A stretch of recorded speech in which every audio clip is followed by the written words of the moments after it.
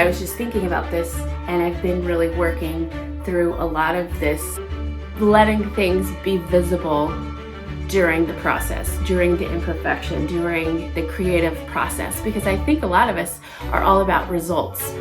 And it's all about like the end result. And of course, I love an end result just as much as the next guy. I really do. It's always super cool to see something go from, point A to point Z. And then we sometimes forget that there's that big process in the inside, like the middle parts, that are all happening. And I think it's exacerbated.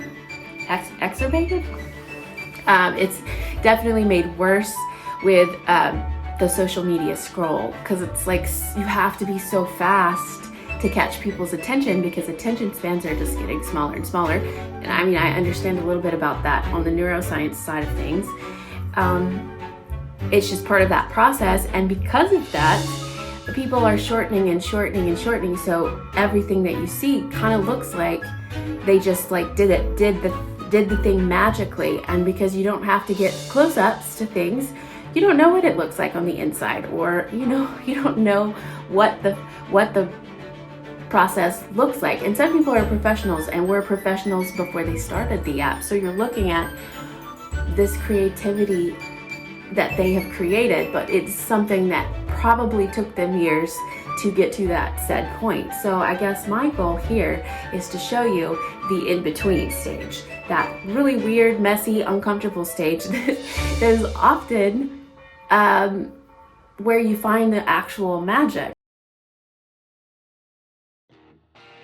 I need to set this up and show you what I'm thinking of doing, because what I am thinking is that I need an apron, because if I'm wearing all these cute clothes, I don't want them to get wet and messed up when I'm doing dishes. Super fun dishes, but you have to do dishes. So I was thinking that I could make an apron pattern and then make an apron. I've made aprons before with the pattern, but I'm thinking of just like drafting up a quick pattern possibly for that. And I'm thinking, let me show you.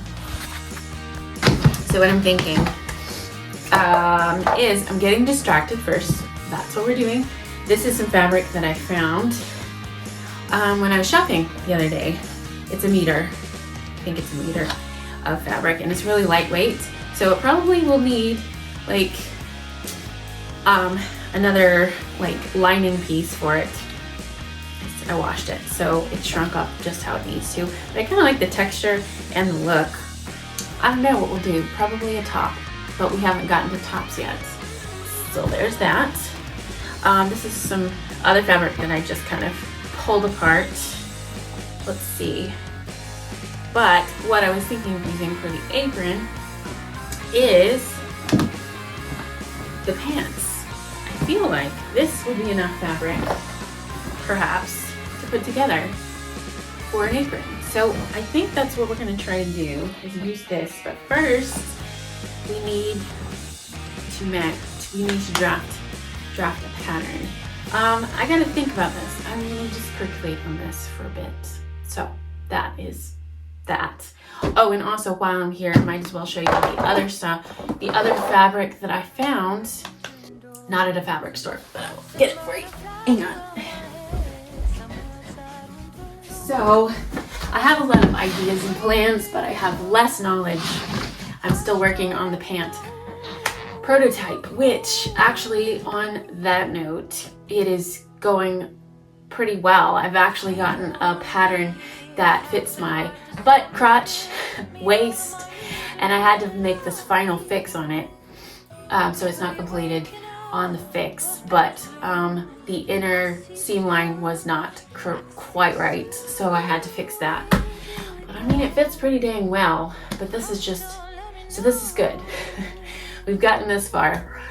We've got our hands into the pattern this far, this drafting process, and we're gonna try to keep going with it. But my goal is to make some wide-legged pants with the fabric I'm about to show you, so I kind of still need to like figure out how to make a wide-legged pattern, because the pattern draft that I made is just for like trousers. So yeah, we'll see. Maybe I should do trousers with it. I don't know. It's just like the vision in my head. Okay, so this is actually a duvet that I found at Lidl, and I liked the pattern. I like this geometric kind of look, and it's a ton of fabric, which is the best because you can use it for a lot of things. But what I was thinking of doing is, because when I washed it, it kind of got a little muddy. The white got a little muddy from the black bleeding onto the white, and I kind of wanted to have sort of like this coffee like tannish brown color for the white. So I thought I would try my hand at dyeing something. So what we're gonna try to do is get some black tea and dye the fabric. But first, I need to do a test swatch. I should probably do a test swatch before I cut out my fabric. But it has this whole thing. It's huge. I could totally make a top out of this, I'm pretty sure. And then you have all of this fabric for this, and I was thinking of doing like something summery for like pants, a pants top and pants, and then of course you could mix them up with different other items. But I want this white part to be kind of like this coffee colored. It's like a coffee colored color. But I've never dyed anything. So we're gonna try to do a test swatch with the black tea and see if it's the color that I like. So I need to cut a couple of pieces off the corner of this and try that. So that is that. I really do like it though. We could do some palazzo pants or some wide-legged pants, or we could do a skirt with this. We could do like a tank with this. We could do skirts. I mean, like honestly, the sky is the limit. And this whole thing was only 12 euros. That's a lot of fabric for 12 euros. So I'm kind of excited about that because I did like the pattern. So when I went shopping, as you know, I did go to the second thrift store that I didn't actually film because it was really small, and I actually was walking upstairs into the employers, the employees area. Didn't realize it until the woman was like, "No, don't go up there," in German. I was like, my bad. So it was only one really small area, and that was actually where I found a bunch of duvets for like 4 euros a piece. There was another duvet cover that I used for my toil, you know, like your test fabric for the pants. So I don't have that one, but here's the other two, and I haven't used them yet because I've started to like the fabric a little bit more as I went. But before that, I'll show you this. Right here is a table runner, and so I was thinking with this, because I really did like this part here. It's like a fun design, and I was thinking that would be a nice detail for like a sleeve or something. I don't know, like you could do some kind of a sleeve or like something here, and then of course line it so it's not itchy. I don't know, I just like the detail, and I thought that we could make something out of that later. I don't know what, we shall see. But we bought it because I think it was like 4 euros, 3 euros or 4 euros or something. So snagged it. And then this is another duvet cover, and it's probably from like 80s, 90s, early 90s. And it's kind of fun. It kind of reminds me of a sunset. It's like super faded and stuff, but I was thinking that I could also add like some details to it perhaps. I don't know, some like design or embroidery, who knows, but I kind of liked it. And was thinking making some wide leg pants out of it, and it's so much fabric. Like, look at all of this. This would be fun. It makes me feel like I'm in Africa on a safari in the summer. Really warm and cozy. So I was thinking about that for that. So that's that one. And the last one is this really beautiful sunshiny sunset looking one, and this would be really cool in like a gradiated like skirt or dress, and you could do like a top that matches out of this. I mean, I really love it. I think it's super fun, really summery. So those are the ones that I kind of want to use, and then of course it's old, so it's like this really sturdy cotton that is not flimsy at all. So it'd be really like, I think it'd feel good on the body. So that's that one. And I'm really liking it. So that's my thought. Oh, let's put this back in here. And so I got these clear bins because I thought that it would be easier for my ADHD if I could just kind of look into the bin and see what's in there. And then I'm like, oh, I need to do that. Oh, I can make this, because if I can't see it, it's harder for me to remember what I actually did. But speaking of this, let's leave this out because we want to do a test swatch of the tea. Oh, and speaking of the tea and the dyeing, because it's a natural dye, black tea is actually one of the natural materials that has a mordant in it naturally. And a mordant is basically something that you soak fabric in when you're using natural dyes in order to keep the color fast aspect of the color so it doesn't fade as quickly. Because you can use a natural dye, but then it will fade pretty quickly if you don't use a mordant. So black tea actually has a mordant in it, and I thought that's easy enough. It's not going to stain anything. I can just see if it does the color that I like. So we're going to keep this out so that we can try that out and see if we like the color. So that's that. But that brings us back to putting together a little draft of an apron to see if we can throw that together. So it shouldn't take too long, and I kind of want to use this. You know, that would be such a great work apron. And the one thing that I have used that I've sewed, I use it every day, is this. I'll show you. This guy is a robe, and I made this back in the States, and I literally use it all the time. It's really soft and warm and cozy and easy to do when you're hopping out of the shower, drying your hair. It's fantastic. And I've never been a robe person, but I love this thing. And that was actually from a pattern that I got from a thrift store in the US. But that was like the only thing that I've that's actually worked. So that's where we're at. I'm gonna see what I can come up with so that I can hopefully use this gradiated look here, but we'll come up with something. It's pretty cool, I think. Anyway, ooh, you know, it would be great to use this as an additional pocket. Let's draft.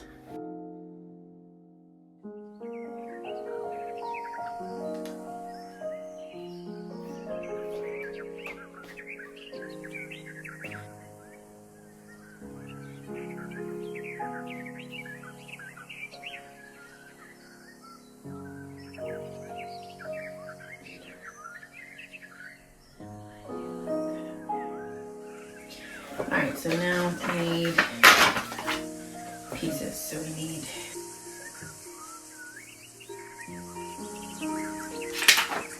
okay.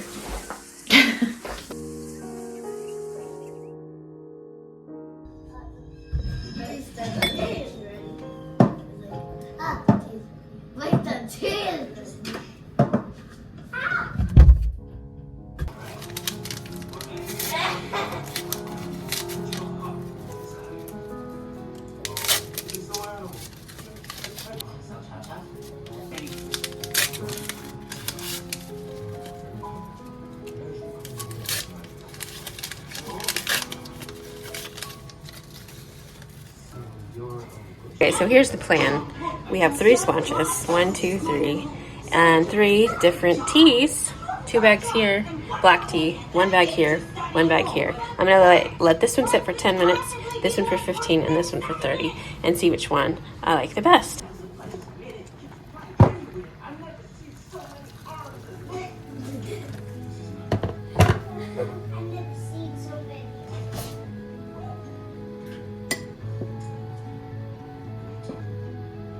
Now.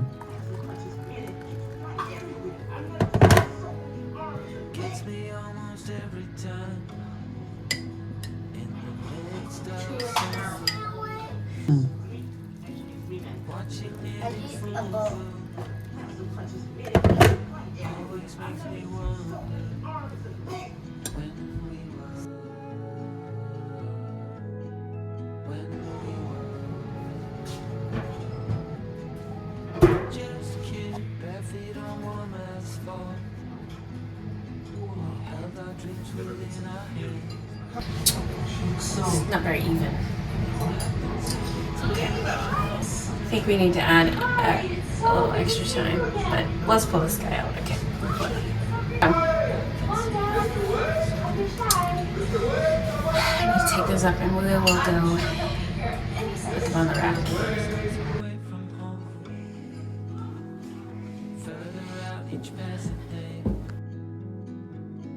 Gravel road towards the sea. I blink and I remember you, you and me, you and me.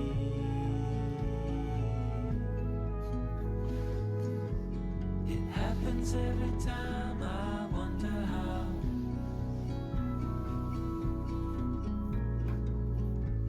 But I can see my life so clearly now.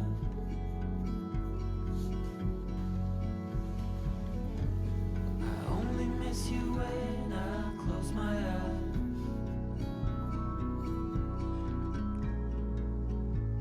Yeah, I can see my life so clearly now.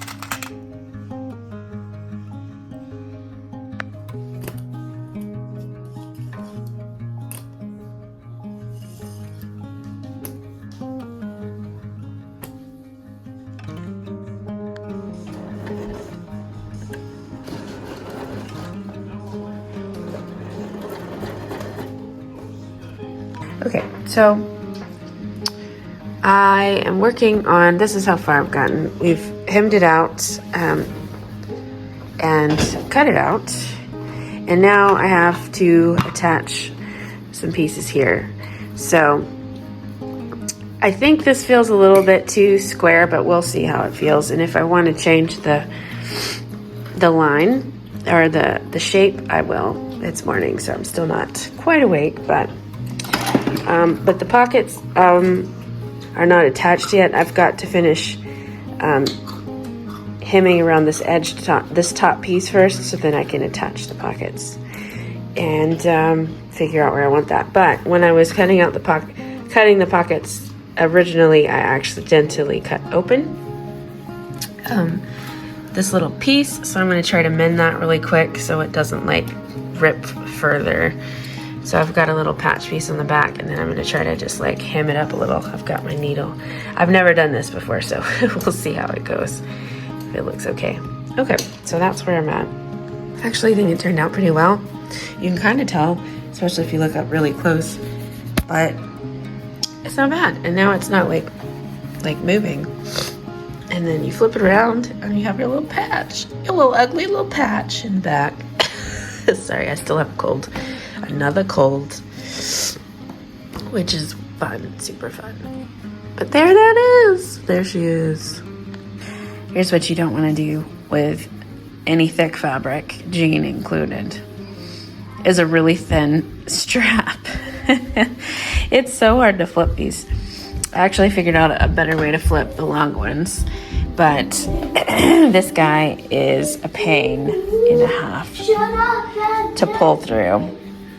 I still haven't quite figured out a quick way to do thick fabrics.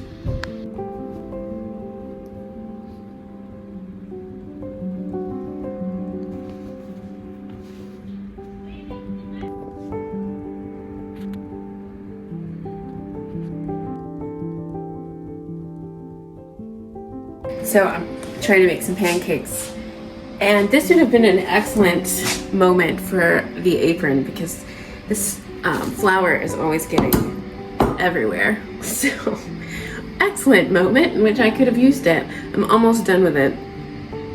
I've just got to sew the straps where I want them and finish sewing on one pocket because yeah, it's taken a while. I got sick again with a really bad cold, which I don't know, it could have been a flu or something because I was exhausted and pretty tired for a while after. So it has taken a little bit of time, but we're finally getting there.